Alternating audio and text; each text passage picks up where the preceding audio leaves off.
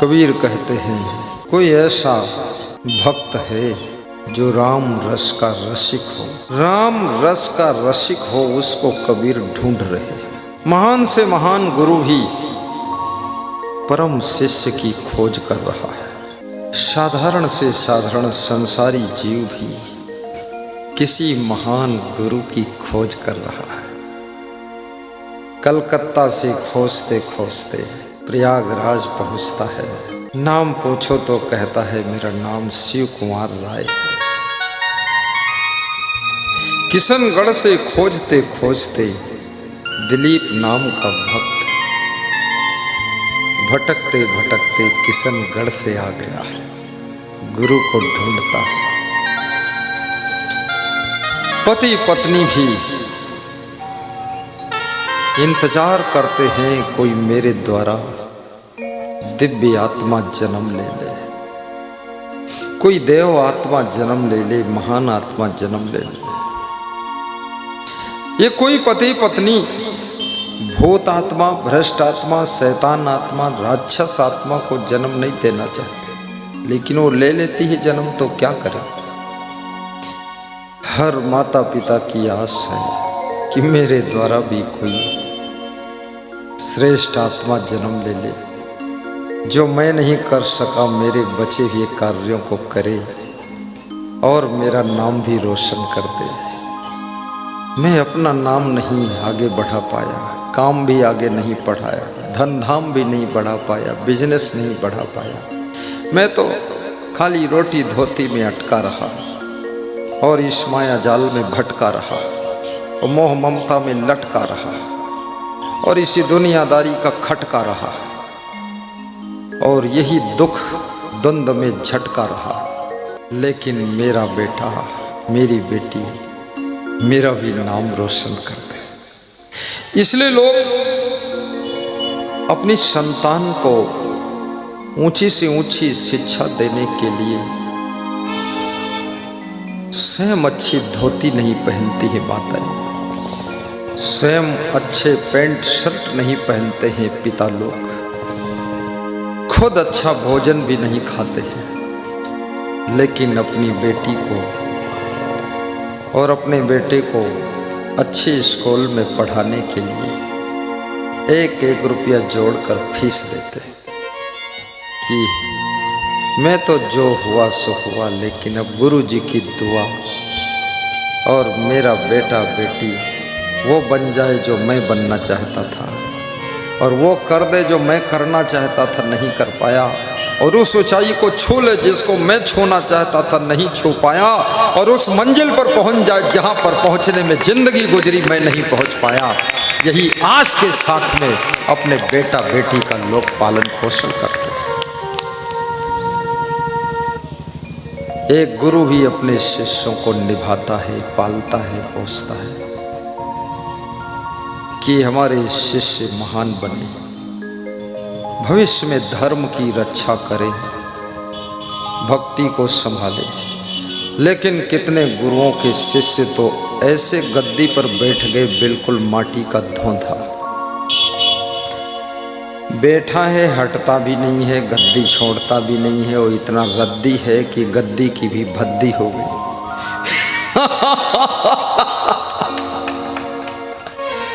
गद्दी न चला पाओ तो गद्दी छोड़ भी देना चाहिए। हर महंत को गद्दी में चिपके नहीं रहना चाहिए। छोड़ दो गद्दी, कह दो मेरे बस की बात नहीं, क्योंकि मैं रद्दी हूं, इस गद्दी की योग्य नहीं। गद्दी छोड़ते नहीं लोग।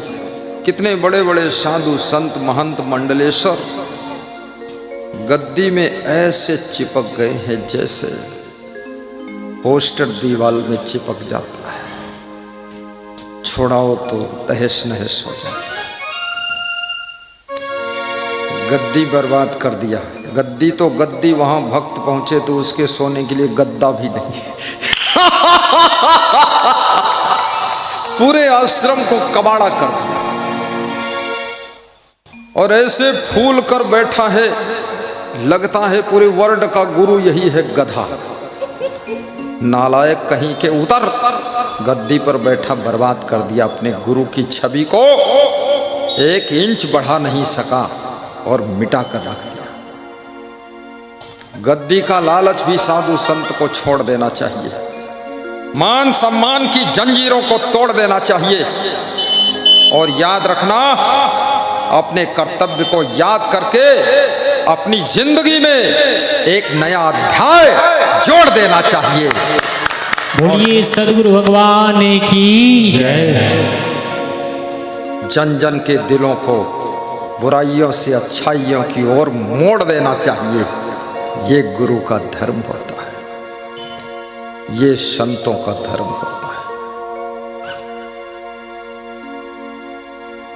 कितने माँ बाप अपने बच्चों को गद्दी देते ही नहीं, सब जगह गद्दी है। माँ बाप कहते हम मर जाएंगे तब गद्दी मिलेगी, बेटे बहू उनके मरने के लिए माला जप रहे कि ये धूर्त कब मरेंगे। और माँ बाप इतने मजबूत हैं, 90 साल के हो गए, कभी बुखार भी नहीं आया। जवान बेटा बहू रोज सर्दी जुकाम टपक रहा है, और बुढ़ऊ और बुढ़िया अजर अमर अविनाशी, कोई बीमारी नहीं। बहू सोचती ये सासू कब मरेगी, बेटा भी सोचता है ये बाप नहीं है तो पूरा सांप है। अपने बेटे बहुओं को संपत्ति नहीं दोगे, पूंजी नहीं दोगे, जमीन नहीं दोगे, जगह नहीं दोगे, उनको बिजनेस करने के लिए कुछ धन नहीं दोगे, आपके बेटे बहुओं की जवानी व्यर्थ में निकल जाएगी, दुखी होकर निकल जाएगी। मन के अंदर कटुता बढ़ती चली जाएगी, तुम्हारे लिए जहर दिल में पैदा होगा। कई माताओं और कई पिताओं के लिए संतान के मन में पॉइजन पैदा हुआ। याद रखना, जब बेटे का विवाह हो जाए और एक पोता हो जाए, बंटवारा कर दो। सभी बेटों के यहाँ मेहमान बनकर जाइए, फोन कर दीजिए कि आज तेरे घर आ रहा।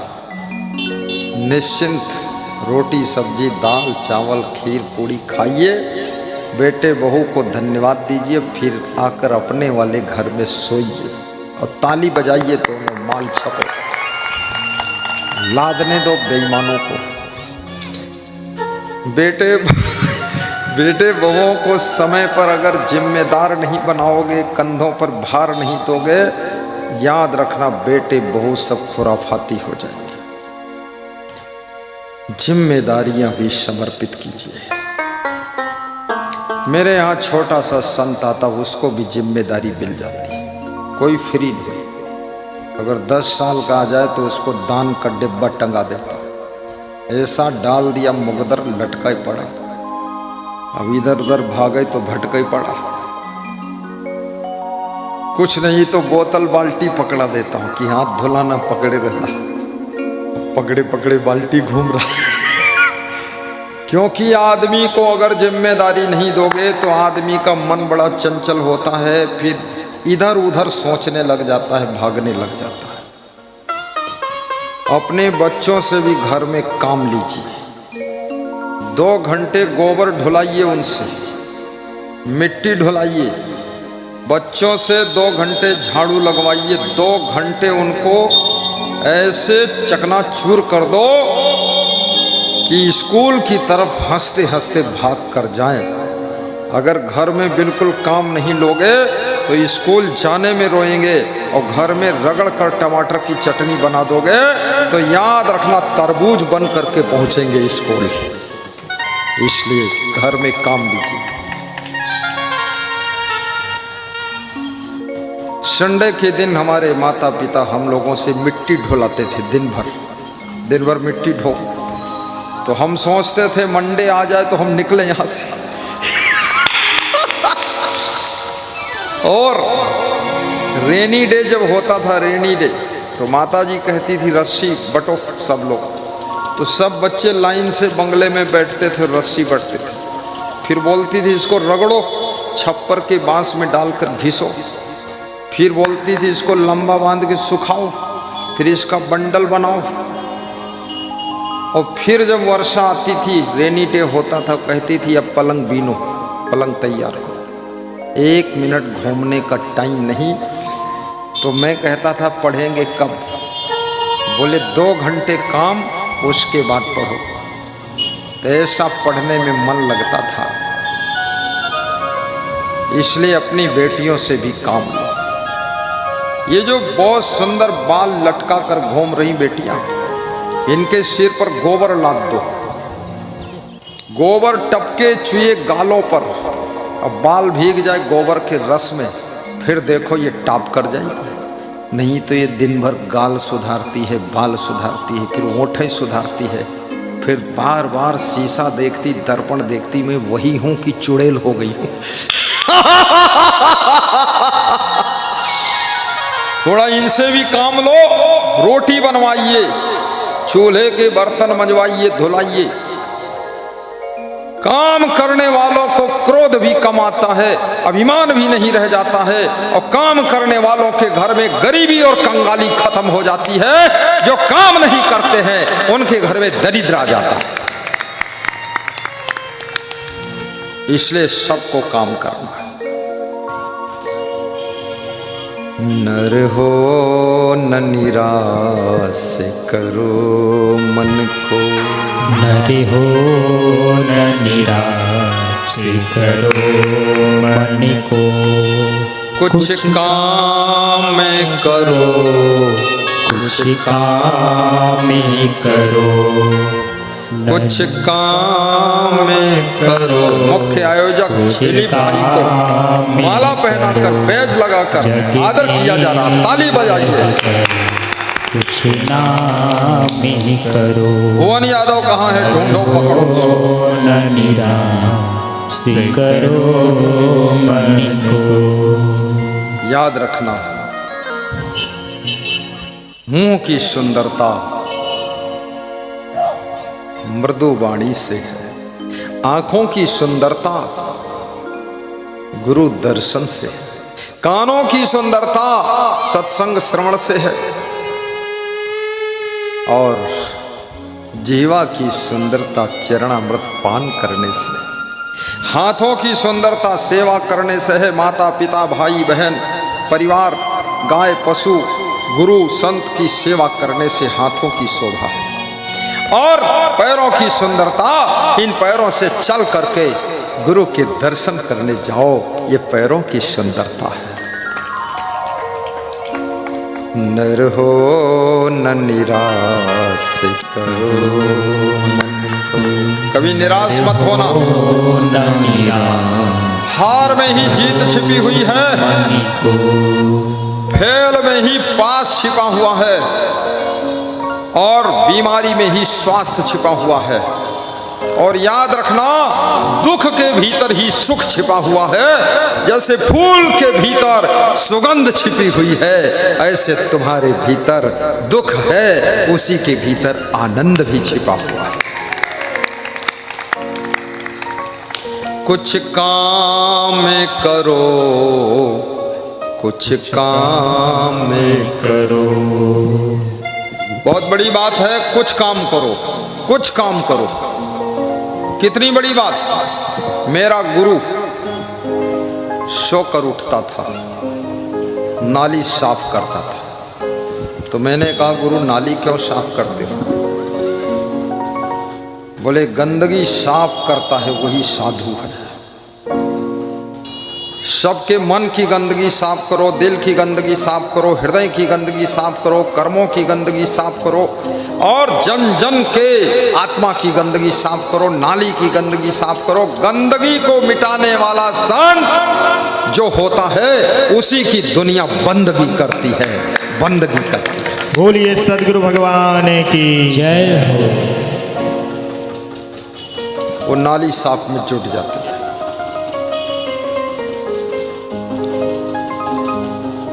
फिर खेत में जाकर घास छीलते थे। मैं भी उनके साथ कभी कभी टाइम मिलता था, घास छीलता था।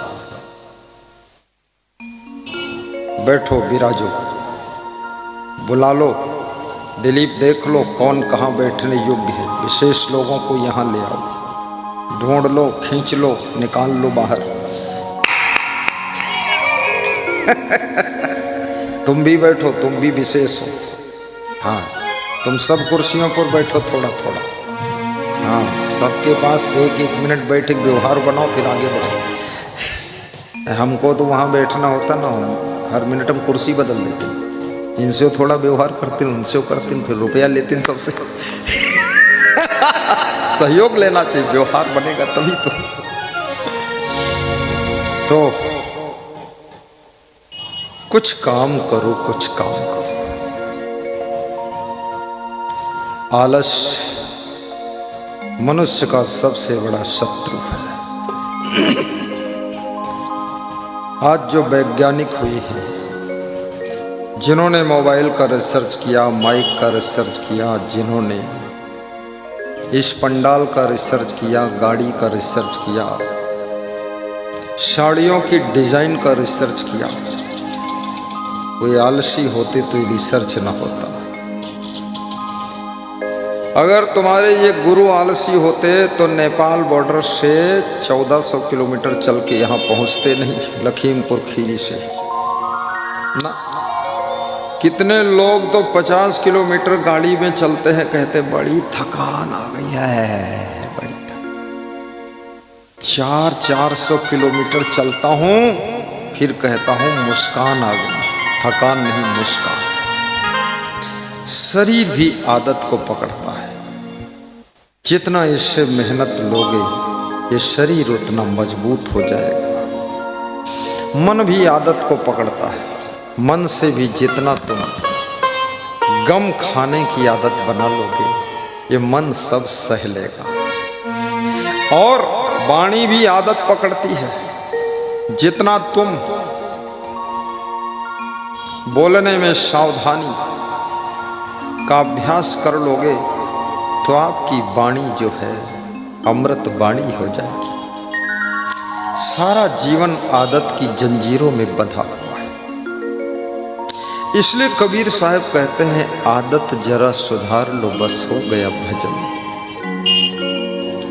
मन की तरंग मार लो, बस हो गया भजन। सबके मन में नाना प्रकार की तरंगें उठ रही है। किसी का मन शून्य नहीं है, शांत नहीं है। ये तो ऊपर से चेहरा देखो तो लगता है ये बहुत शांत बैठा है। मन के अंदर समुद्री तूफान उठ रहे हैं। इसलिए कबीर को कहना पड़ा कि मन तो समुद्र है, और मन में जो तरंगे उठ रही हैं वो समुद्र की लहरें हैं।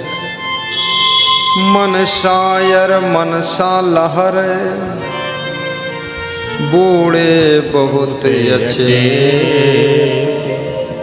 कहे कबीर ते बाची है, जिनके हृदय विवेक।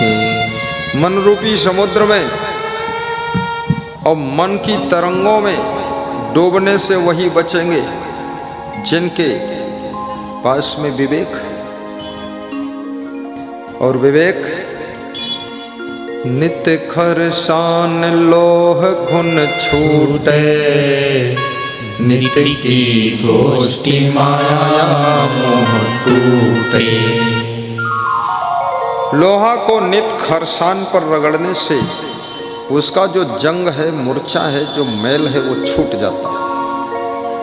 ऐसे नित्य सत्संग, भजन, भक्ति, पूजा पाठ करने से मन के अंदर जो माया मोह का जकड़न है वो सब खत्म हो जाता है। नित्य खरसान लोह घुन छूटे, नित्य की गोष्ठी माया मोह टूटे। सत्संगत में बैठ के हित की बात विचार, श्रवण करे मन लाए के चंचलता सवितारी। जिन्होंने संसार में उन्नति किया है वे मन की तरंगों में नहीं बहे, मन में बहुत विचार उठते हैं, पर विचार पर भी उन्होंने विवेक किया। मन में तरह तरह के कॉन्सेप्ट आते हैं, प्लानिंग आती है, अपने प्लानिंग में भी उन्होंने संशोधन किया, फिल्टर लगाया, उचित और अनुचित दोनों को समझ करके अनुचित को हटाया। जिन महिलाओं ने अपने घर को स्वर्ग बनाया, ये वही महिलाएं हैं जिन्होंने नारी के रूप में नारायणी का रूप प्रकट किया है। ये वही स्त्रियां हैं जिन्होंने अपने मन को पूरा मार डाला है। सबके मन को खुश करने के लिए अपने मन को मार दिया। कितनी स्त्रियों की तपस्या घर घर में चल रही है। सासु खुश रहना चाहिए, ससुर खुश रहना चाहिए, पति देव खुश रहना चाहिए, मायके वाले खुश रहें, देवरानी जेठानी खुश रहे। इसके कारण कितनी स्त्रियों ने अपनी खुशियों को भी दफन कर दिया है कि सबकी खुशी में मेरी खुशी है। और कितने पुरुषों ने भी पूरे परिवार को खुश करने के लिए सबकी चिंता अपने ऊपर ले लिया है। और जो सबकी चिंता करने लग जाए, याद रखना वो साधारण नहीं, वो भगवान का रूप है जो सबकी चिंता करता है,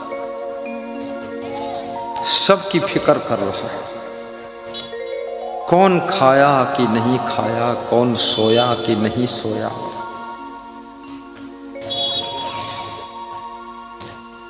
जिसका हृदय प्रेम का सागर है,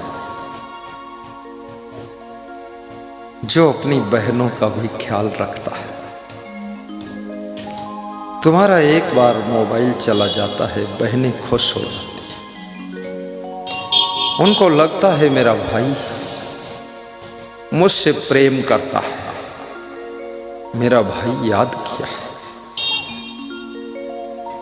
तुम फोन नहीं करोगे, कोई बहन भूखी नहीं रहेगी, लेकिन याद रखना उसका मन भूखा रहेगा। हर बहन को भूख रहती है मेरा भाई मुझको फोन करे।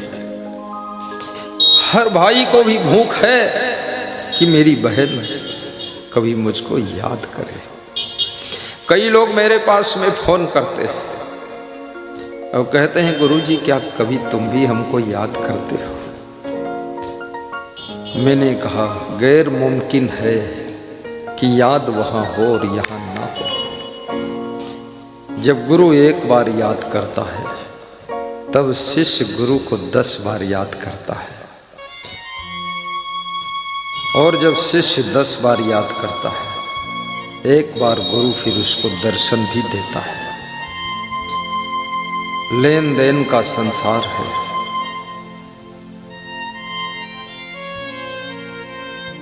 कम से कम उनको फोन करिए जो लोग तुमसे प्रेम रखते हैं। अपनी बुआ जी को भी कभी फोन लगा दीजिए। छोटी छोटी बातें तो प्रतिकूल होती रहती है। गुस्सा होकर के मन में गांठ बनाकर रिश्तों को खो देना बुद्धिमानी नहीं, ये मूर्खता है। तुम कुछ भी करो लेकिन गलतियां तो सबसे होती ही रहती है। दूसरे लोगों की दृष्टि में तुम भी गलती कर रहे हो और तुम्हारी दृष्टि में सब गलती कर रहे हैं, क्योंकि दूसरे लोग अपनी बुद्धि से, अपने विवेक से काम करेंगे, तुम्हारी बुद्धि से नहीं कर पाएंगे। तो कुछ न कुछ डिफरेंस रहेगा। इसलिए अपने आप को एडजस्ट करना भी सीखो। जिसको एडजस्ट होने की कला आ गई, वो व्यक्ति कांटों की राह पर भी मुस्कुरा कर चल सकता है। जब राम अयोध्या से वनवास गए, पहली रात निषाद राज के साथ श्रृंगवेरपुर में सिंसुपा नाम के वृक्ष के नीचे विश्राम किया। घास और धान का पुआल निषाद राज ने बिछाया। भगवान राम मुस्कुराकर उसी पर अपना गमछा डालकर सो रहे। सोचिए, जो राजमहलों में सोता था, बचपन से जो राज दुलारा था, जो कनक भवन सोने के भवन में खेलता था, आज वह बालक अपनी पत्नी के साथ, छोटे भाई लक्ष्मण के साथ सिंसुपा नाम के वृक्ष के नीचे विश्राम कर रहा है। और दुख नहीं है, मन में मलाल नहीं है। सब दिन होत न एक समान।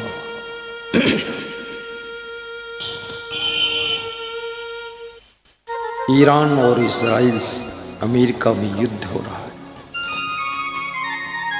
भारत देश ने सूचना दिया कि भारत के लोग 24 घंटे में ईरान छोड़ दें।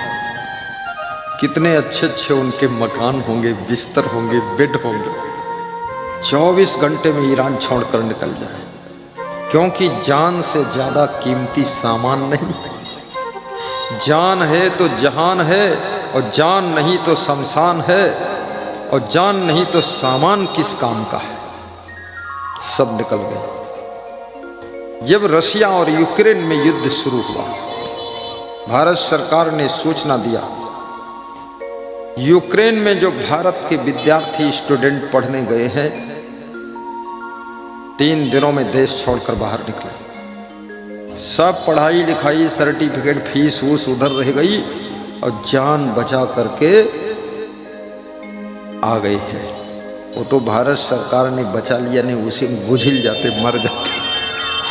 बहुत से स्टूडेंट डर गए, विदेश पढ़ने नहीं जा रहे कि किस देश में कब क्या हो जाए। लोगों ने घूमना बंद कर दिया है। पहले लोग थाईलैंड, मलेशिया खूब घूमते थे, अब थाईलैंड नहीं, अब इंडिया की लैंड में ही रह रहे। किस देश में क्या गड़बड़ हो जाए। नेपाल देश में ऐसा गड़बड़ हुआ, जैन जी आंदोलन हो गए, बहुत पीटे गए नेता मिनिस्टर भी, सब तख्ता पलट हो गया।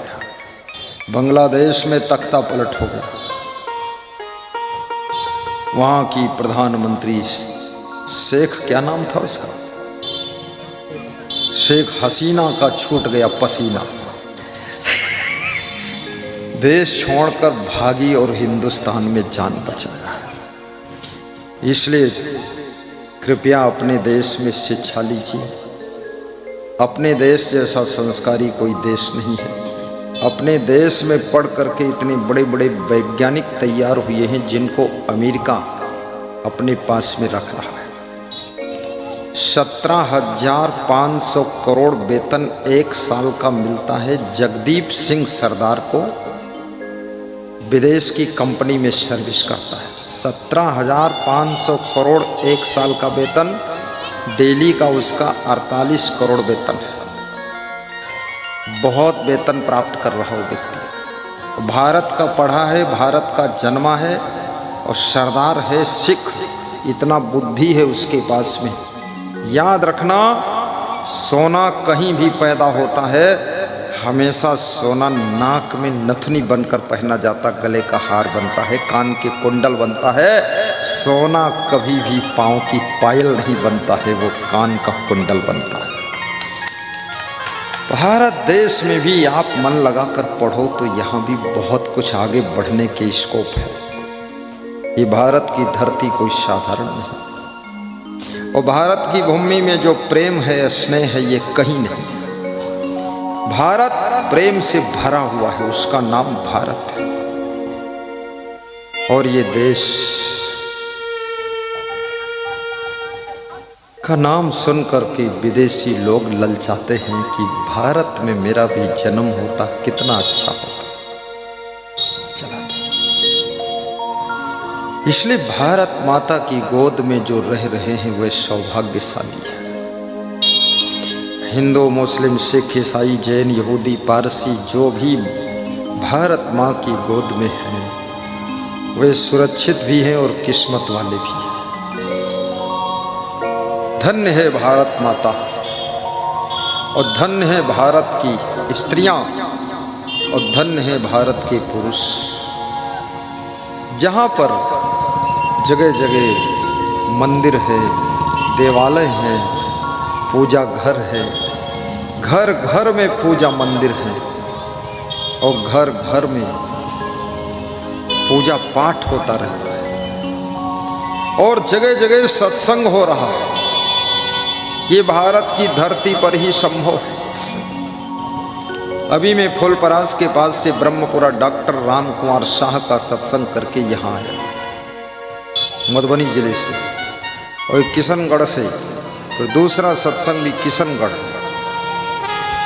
पूरे अररिया में भी 2 सत्संग, बांका जिले में सत्संग,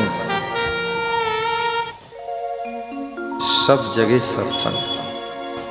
कितने लोग पहली बार में किशनगढ़ में आया। व्यास गादी पूछ रही कितने लोग ऐसे हैं जिन्होंने पहली बार रूबरू बाबा को देखा है, हाथ उठाकर बताए। पहली बार आमने सामने देखा है, ये पहली बार वाले। पहली बार जिसने बाबा को देखा है वो हाथ उठाओ, बस नीचे कर लो। ऐसे कौन लोग हैं जो इससे पहले भी बाबा को देख चुके थे? हाथ उठाओ। अरे इसमें तो 50 लोग हैं जो पहले भी देख चुके। कहाँ देख लिया था तुमने? फोटो में देखा है हाँ कि साक्षात देखा? साक्षात।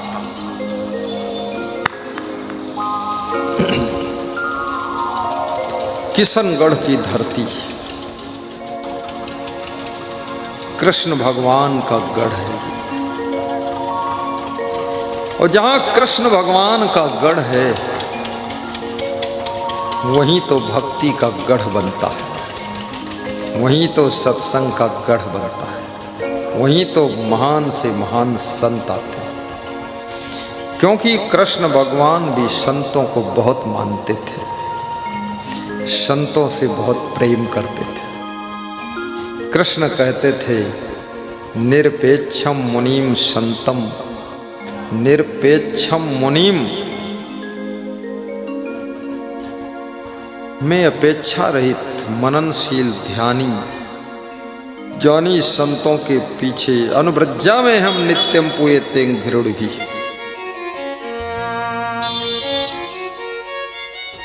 मैं उनके पीछे पीछे इसलिए घूमता हूँ कि उनके चरणों की धूल मेरे ऊपर पड़ जाए तो मेरे भी भाग्य का फूल खिल जाए।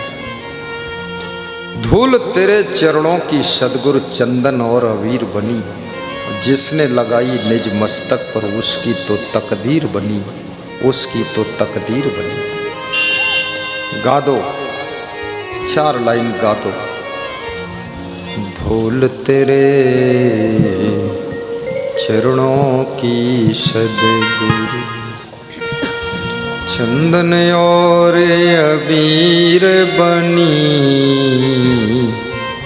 धूल तेरे चरणों की सतगुरु चंदन और अबीर बनी, धूल तेरे चरणों की सतगुरु चंदन और अबीर बनी।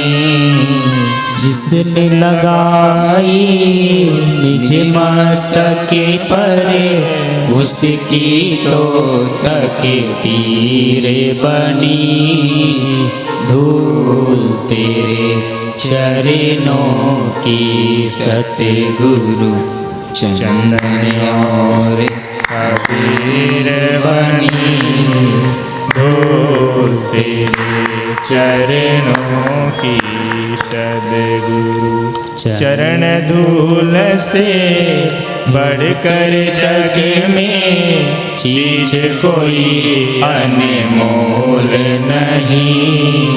हर वस्तु का मोल है जग में, इसका कोई मोल नहीं। धूल तेरे चरणों की सद्गुरु बहुत सुंदर। चंदन और अबीर बनी धूल तेरे चरणों की सद्गुरु चंदन और अबीर बनी देवता तर से इस धूली को ये धूली इतनी पावन है।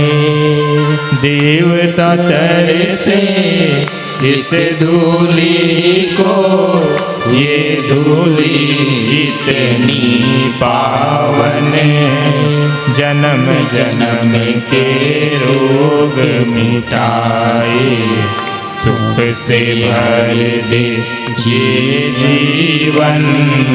जन्म जन्म के रोग मिटाए सुख से भर दे ये जीवन।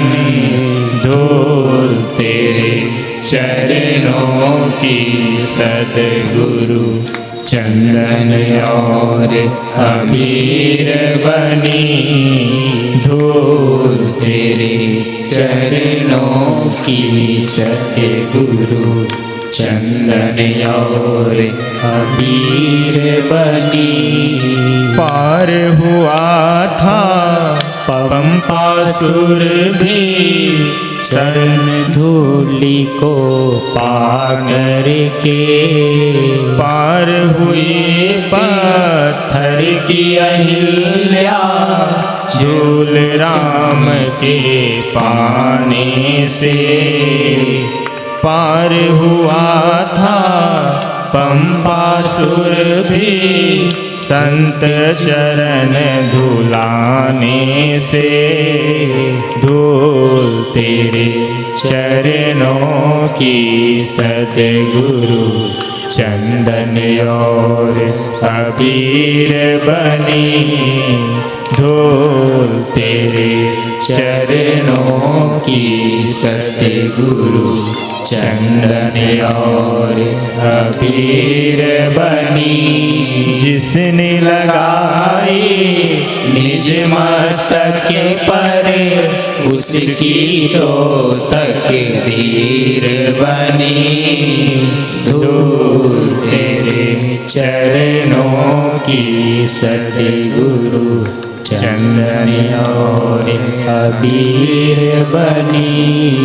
संत चरण की महिमा गाते युग युग से है वेद पुराण।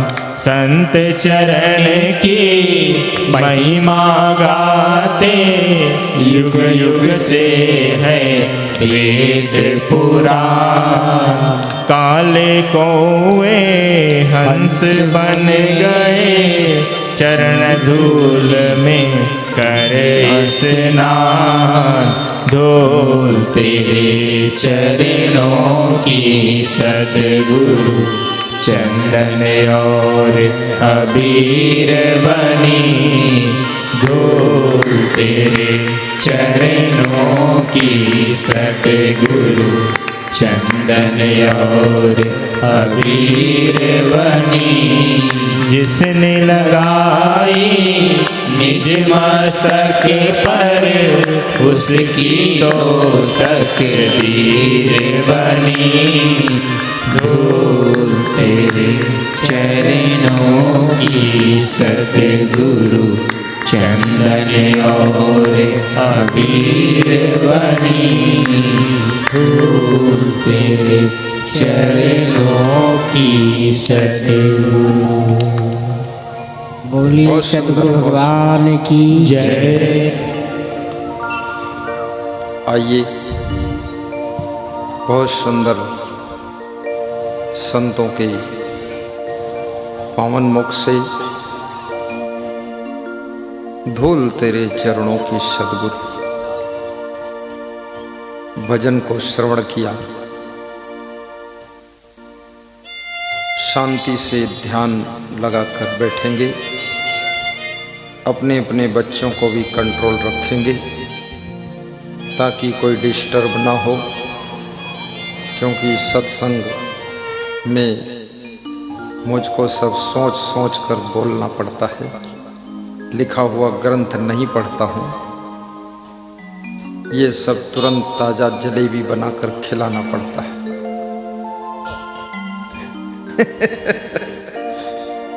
तो सदगुरु कबीर साहिब पूछ रहे हैं भीड़ से, को राम रसिक रस पियो। ऐसे भक्त को कबीर ढूंढ रहे हैं जो राम रस को पीना चाहता है। दुनिया में बहुत से रस हैं,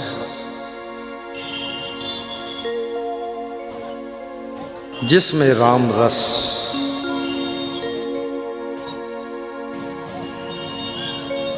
एक ऐसा रस है जिसको पीने के बाद मनुष्य का मन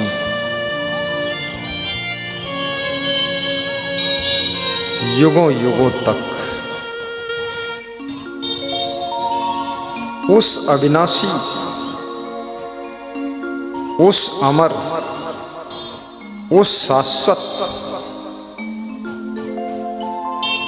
तत्व को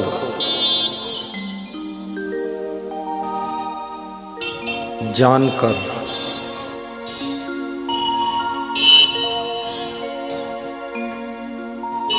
आत्मनिष्ठ हो जाता है।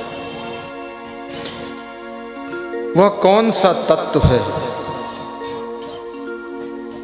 जो शरीर की मृत्यु होने के पश्चात भी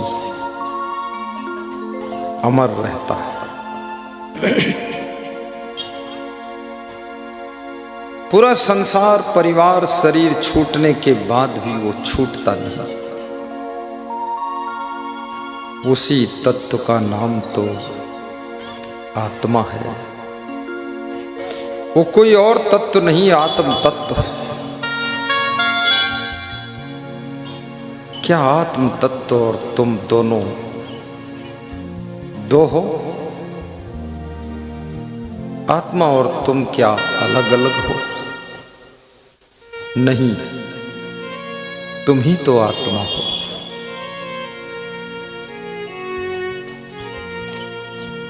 लेकिन उस आत्म तत्व को तुम भूल जाते हो, अर्थात स्वयं को भूल जाते हो, अर्थात निज स्वरूप विस्मृत हो जाता है। तुम केवल शरीर और संसार को ही याद रखते हो। तुम्हें परिवार, धन दौलत, मकान, दुकान, पकवान, साड़ी, सलवार, कुर्ता, पैंट, शर्ट, ये दुनिया की रंगीन चीजें ही याद रह जाती है। ये रंग बिरंगी दुनिया में तुम ये भी भूल जाते हो कि मैं कौन हूं और मेरा रंग क्या है। और जो स्वयं को भूल जाए, याद रखना वो तो खो गया। फिर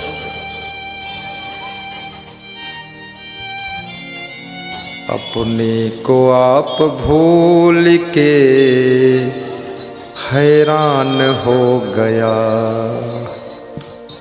लोग स्वयं को भूले हुए, दुनिया के लिए समय दे रहे हैं लोग, दुनिया के लिए श्रम कर रहे हैं लोग, दुनिया के लिए चिंता कर रहे हैं लोग, दुनिया के लिए टेंशन कर रहे हैं लोग, लेकिन लोग अपनी आत्म शांति, आत्म कल्याण, अपनी आत्मा के मोक्ष के लिए चिंता नहीं कर रहे। थोड़ा अपने लिए भी